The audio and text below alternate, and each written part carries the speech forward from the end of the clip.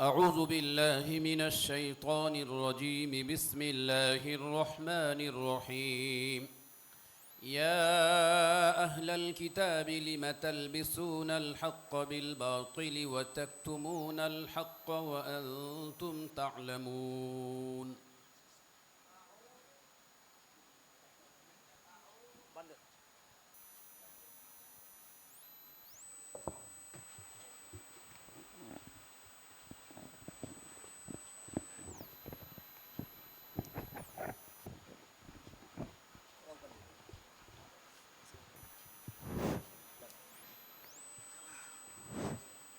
أعوذ بالله من الشيطان الرجيم. بسم الله الرحمن الرحيم. يا أهل الكتاب لم تلبسون الحق بالباطل وتكتمون الحق وأنتم تعلمون. وقالت طائفة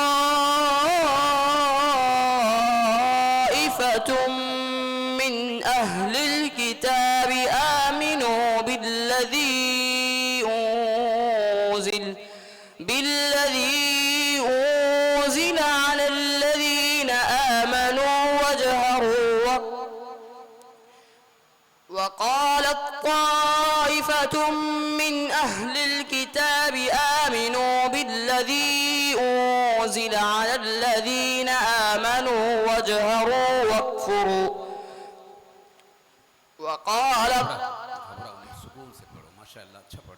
وقالت طائفة من أهل الكتاب آمنوا بالذي أنزل على الذين آمنوا وجه النهار واكفروا آخره لعلهم يرجعون. ولا تؤمنوا إلا لمن تبع دينكم. قل إن الهدى هدى الله أن يؤتى أحد مثل ما أوتيتم أو يحاجوكم عند ربكم. قل إن الفضل بيد الله يؤتيه من يشاء والله واسع عليم. يختص برحمته من يشاء والله ذو الفضل العظيم. ومن أهل الكتاب من إن تأمنه بقنطار يؤديه إليك ومنهم من إن تأمنه بدينار لا يؤديه إليك إلا ما دمت عليه قائما. ذلك بأنهم قالوا ليس علينا في الأميين سبيل ويقولون على الله الكذب وهم يعلمون. بلى من أوفى بعهده واتقى فإن الله يحب المتقين. أعوذ بالله من الشيطان الرجيم. قال رب إني أعوذ بك أن أسألك ما ليس لي به علم وإلا تغفر لي وترحمني أكن من الخاسرين. أعوذ بالله من الشيطان الرجيم. قال رب إني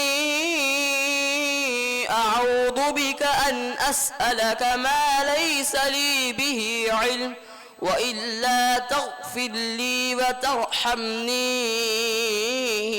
أكن من الخاسرين. قيل يا نوح اهبط بسلام منا وبركات عليك وعلى ممن معك وأمم سنمتعهم ثم يمسهم منا عذاب أليم تلك من أنباء الغيب نوحيها إليك ما كنت تعلمها أنت ولا قومك من قبل هذا فاصبر إن العاقبة للمتقين. بس کیجیے.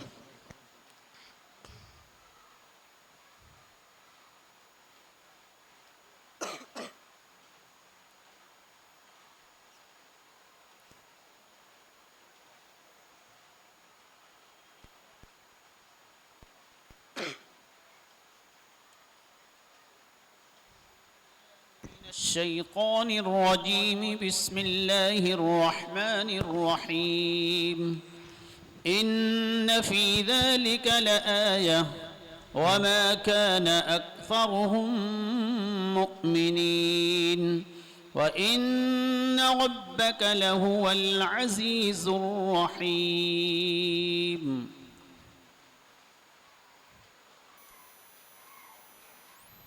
جی قاری صاحب اس آیت کی مشابہت ہے، اپنی مراد شریف کا اظہار فرمائیے. آپ کے 20 پارے میں جو دوسری جگہ آیا وہاں پڑھیے.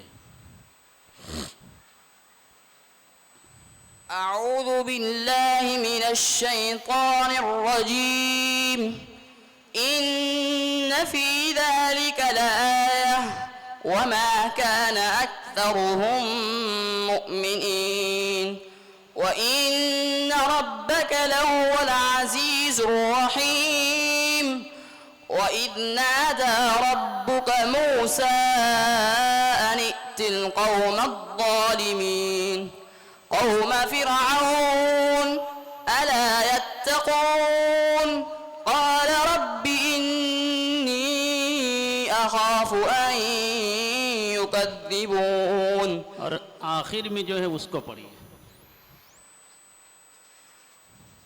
إن في ذلك لآية وما كان أكثرهم مؤمنين. پھر سے پڑھیے. إن في ذلك لآية وما كان أكثرهم مؤمنين وإن ربك لهو العزيز الرحيم وإنه لتنزيل رب العالمين نزل به الروح الأمين على قلبك لتكون من المنذرين بلسان عربي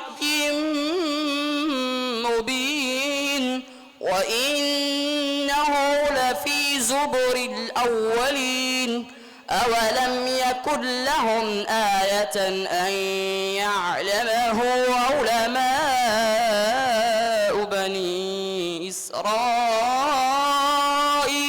بس. تجوید کے متعلق آپ کا پہلا سوال، مد کی کتنی قسمیں ہیں؟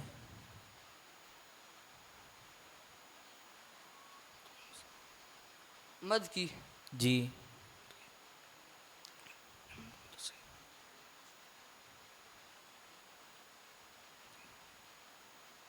مد کی 2 قسمیں ہیں. کون کون سی؟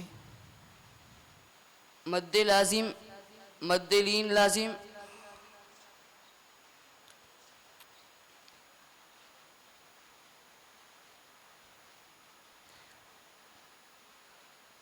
آپ مد متصل کی تعریف بتلائیے، مد متصل کا قاعدہ بتلائیے. جی قاری صاحب حرف مد کے بعد حمزہ اسی کلمے میں ہو تو مد متصل واجب ہوگا. کاف کا مخرج بتلا سکتے ہیں؟ کاف زبان کی جڑ اور تالو کے نرم حصے سے ادا ہوتا ہے. دوبارہ بتلائیں سوچ کر. زبان کی جڑ اور تالو سے ادا ہوتا ہے. مکمل زبان کی جڑ سے یا کچھ آگے پیچھے؟